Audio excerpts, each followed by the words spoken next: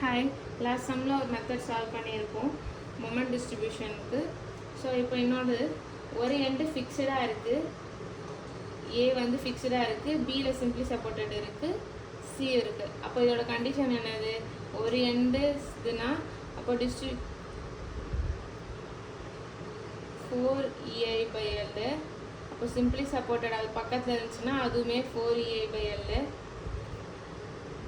அடுத்தது சிக்கு வந்து 3EI/L. ஓகேவா? ஸோ அப்போ ஃபஸ்ட்டு வந்து ஏ டு பி வந்து யூடிஎல் இருக்குது, ஸோ அதனால் WL²/12. பி டு சியும் WL²/12 தான், யூடிஎல் தான் இருக்குது, ஸோ அதனால் அது அப்படியே வந்துடும். டிஸ்ட்ரிபியூஷன் ஃபேக்டர் எப்படி? ஜாயிண்ட்டு. ஸோ அப்போ இதில் இதுதானே நடுவில் இருக்குது. ஸோ அப்போ அந்த ஜாயிண்ட்டில் பிஏ போகும், பிசி போகும், பிஏ பிசி மெம்பரு.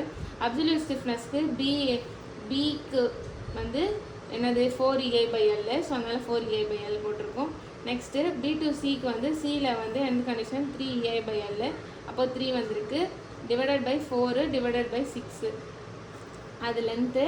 ஸோ ரெண்டுத்தையுமே வந்து 1EI வருது, 0.5EI வருது. ரெண்டுத்தையுமே ஆட் பண்ணால் 1.5EI. ஸோ இப்போ 1 டிவைடட் பை 1.5EI பண்ணால் 0.67 வரும். 0.5 டிவைடட் பை 1.5 பண்ணால் EI கேன்சல் ஆகிட்டு 0.3. இது ரெண்டுத்தையுமே ஆட் பண்ணும்போது எனக்கு 1N வரும். மொமெண்ட் டிஸ்ட்ரிபியூஷன் என்னென்னா, ஜாயிண்ட்டுக்கு வந்து ஏபிசி 3 ஜாயிண்ட் இருக்குது.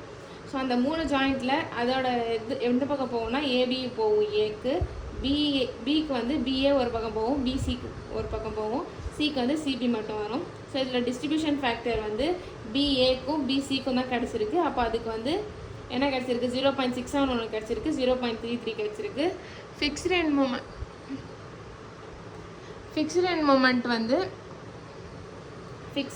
மொமெண்ட் வந்து நம்ம இப்போ கண்டுபிடிச்சிருக்கோம்ல, -8 -30 30. ஸோ அதே தான் வரும். So release C comes to B, C வந்து பிக்கு வருது. ஸோ அப்போது போன சம்மில் ஏவும் சியும் வந்து ரெண்டுமே வந்து பிக்கு வந்துச்சு.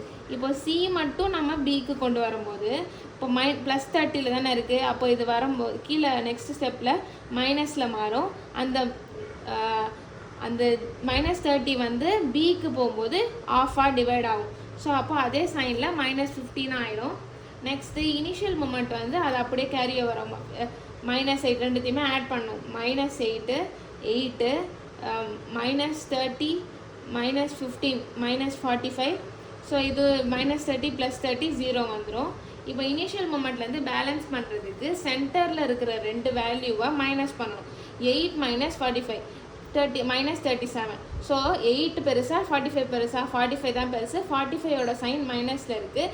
அப்போது ரெண்டுத்துக்குமே ப்ளஸ்ன்னு ஃபஸ்ட் எடுத்தோடனே போட்டுக்கோங்க. போட்டுட்டதுக்கப்புறம் இப்போ 37 இருக்குது. அப்போது 37ஓட டிஸ்ட்ரிபியூஷன் ஃபேக்டரை இன்ட்டு பண்ணோம். அப்போது -37 × 0.67 பண்ணால் 24.79 வரும். 37 × 0.33 பண்ணால் 12.22 வரும்.